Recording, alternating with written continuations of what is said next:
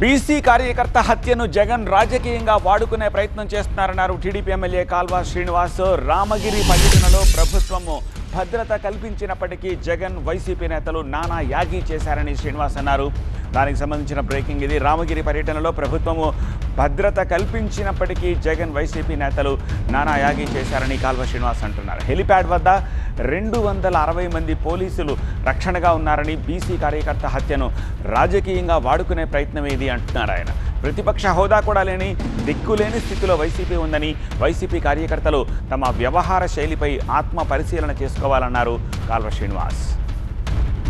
250 మంది పోలీసులను ఒక హెలీప్యాడ్ దగ్గర జగన్మోహన్ రెడ్డి రక్షణకే కేటాయించింది ప్రభుత్వం. అంటే ప్రతిపక్ష నాయకుడు హోదా లేకపోయినా ఒక మాజీ ముఖ్యమంత్రిగా, ఒక శాసనసభ్యుడిగా అతను వస్తున్నాడు కాబట్టి ఎక్కడా ఎలాంటి ఇబ్బందులు రాకూడదని ఈ ప్రభుత్వం కట్టుదిట్టమైన బందోబస్తు ఏర్పాట్లు చేస్తే వైసీపీ కార్యకర్తలు చేసింది ఏమిటని నేను అడుగుతా ఉన్నాను. ప్రజల అభిమానాన్ని పూర్తిగా కోల్పోయి 11 స్థానాలకే పరిమితమై ప్రతిపక్ష హోదా కూడా రాని ఒక దిక్కులేని పార్టీగా మిగిలిపోయి మీ నాయకుడు వస్తే మీరు చేసిన వ్యవహారం ఏంటో ఒకసారి ఆత్మపరిశీలన చేసుకోమని నేను వైసీపీ నాయకులను అడుగుతా ఉన్నాను.